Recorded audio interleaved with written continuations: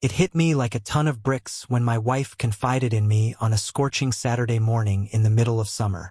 She was determined to get back at me for what she saw as flirtation at a party the previous weekend.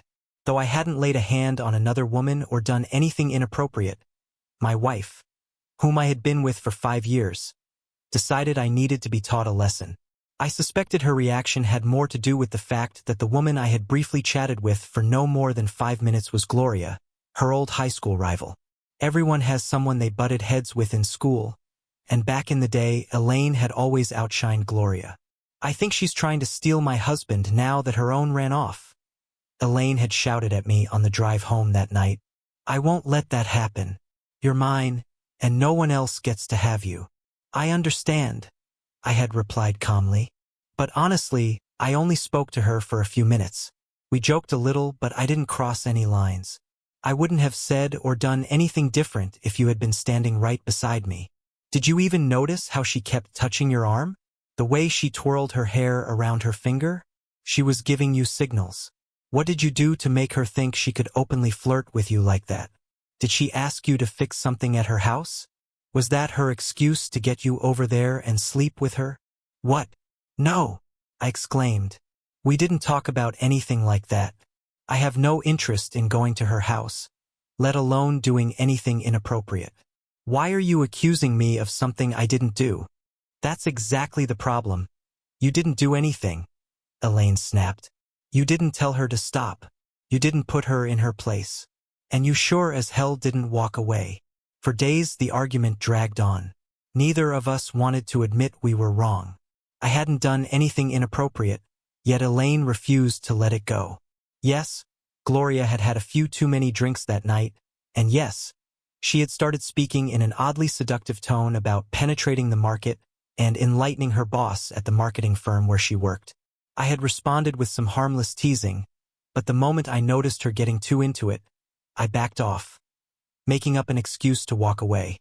I wasn't about to let things escalate, and I certainly wasn't interested in cheating on my wife. But to Elaine, none of that mattered. So she came up with a plan of her own.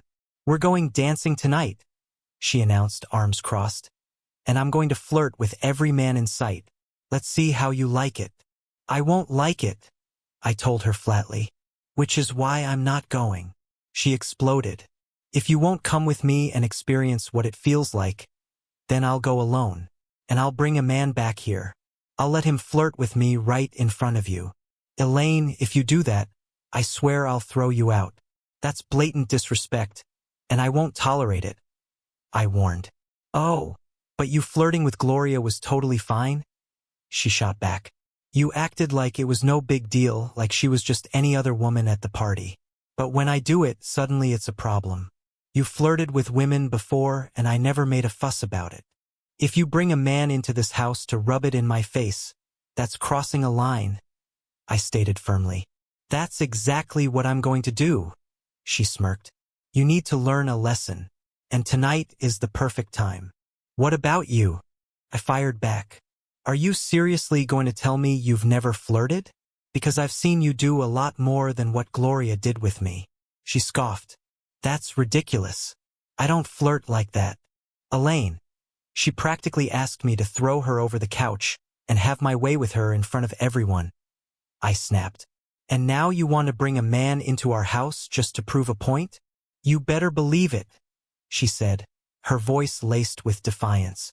I'll find someone, and I'll show you exactly what it feels like. You already have, I muttered, my anger boiling over. I'm standing here, watching my wife disrespect me in real time. Couldn't hold back anymore. The words spilled out before I could stop them. You know what? I doubt you could even find a man dumb enough to go along with this plan, especially if you have to offer yourself up to get him to do it. Elaine's eyes narrowed. She tilted her chin up, staring at me with a look that told me I had just thrown down a challenge, and she had every intention of meeting it. Oh, you think so? She sneered. Watch me. There are plenty of men who would jump at the chance. And if they get to rub it in your face, even better. I stood there, jaw clenched, as she stormed out of the room, her voice carrying down the hall. You'll regret flirting with Gloria and crossing me. Eric, you lousy son of a... The bedroom door slammed before she could finish. That was the last I saw of her until she started getting ready to leave. There were a few things to understand about us first. I wasn't just some guy. In high school and college, I had been a varsity soccer player, standing at 6 feet 4 inches and in peak physical shape. Even now, I was in better shape than I had been back then. Second, we lived in a small town. And I do mean small, everyone knew everyone by name. I had built a good reputation here. People liked and respected me. That being said, I was well aware that after a few drinks, some guys might not think twice about going along with Elaine's reckless scheme. But there was only one guy in town cocky enough to actually try it. What a coincidence, it was my old high school nemesis, Woody Floyd. Back in the day, Woody had been one of the few guys who could go toe-to-toe with me in a fair fight. He was a big, burly guy, and even now he carried himself like he could still take on the world. The only difference? I had stayed in shape. Woody, on the other hand, had taken to lifting weights, the kind that came in a bottle. And I already knew exactly where to find him on Saturday nights, and a few other nights during the week. Woody Floyd could always be found sitting on the last stool at Rainbow's End Bar and Grill. So while Elaine primed herself for whatever stunt she was about to pull, I spent my afternoon handling my usual lawn care chores and tinkering in the garage. But in the back of my mind, I was already piecing together a plan. Because if Elaine's pride led her to Rainbow's End, that night I needed to be ready. Had I been thinking rationally, I might have swallowed my pride and apologized. Even I knew that I had crossed a line no married man should ever approach. But anger clouded my judgment, and before I could rein in my temper, the words had left my mouth. Words I regretted the moment the door slammed behind Elaine. When she finally emerged from our bedroom, she was exactly as I had expected. Dressed to impress, every detail of her appearance carefully curated to make a statement. She fussed with her purse, checked her keys for the third time, and generally made a grand show of herself, ensuring I noticed. Breaking the silence, I tried to bridge the gap. Elaine, I owe you an apology. I shouldn't have said that. Her expression was cold. It's too late for apologies, Eric. I'm going on a date tonight and I'm bringing home a real man to show you what it feels like. If that means sleeping with him, so be it. Elaine, please don't do this to us. You started it when you flirted with Gloria. This is your punishment, so you'll think twice next time. With that, she grabbed her keys and made her way to the garage door. As she walked out, she threw one last taunt over her shoulder. I'd say don't wait up, but that would ruin my plans. She laughed, a cruel, mocking sound, and slammed the door behind her. I stormed after her, wrenching the door open. If you bring another man into this house, you won't like what happens, I warned. She smirked and flipped me off before getting into her car and driving away. Left alone, I ate a quick meal and put my plan into motion. 30 minutes later, I called my friend Stan, a regular at Rainbow's End, the local bar. Sure enough, he confirmed that Elaine was there, hanging around Woody Floyd, the only man in town cocky enough to take her up on her reckless challenge. Stan described the scene. Elaine and Woody dancing provocatively, putting on a show for the crowd, making sure everyone noticed them. Though Woody had tried pushing things further, Elaine hadn't let it escalate yet. She was putting on a performance, and I was her intended audience. I wasn't about to let her have the last word.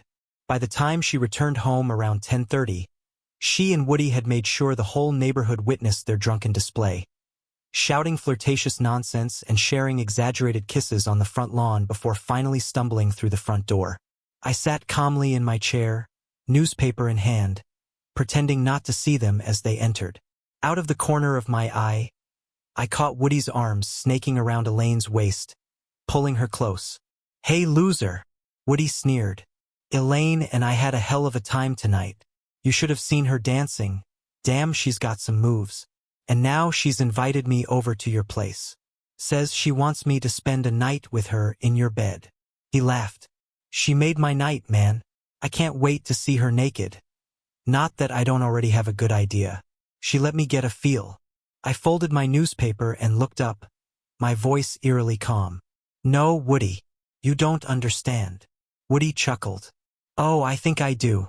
That's always been your problem, Eric. You don't think. He turned to Elaine. Right, babe? Elaine lifted her chin defiantly. That's right. I'm going to sleep with him, and there's nothing you can do about it. Woody smirked. So what's your move, tough guy? Going to throw a tantrum? You don't have the muscle or the guts to stop me. Why don't you take a swing? Give us a reason to call the cops. I'll have you arrested.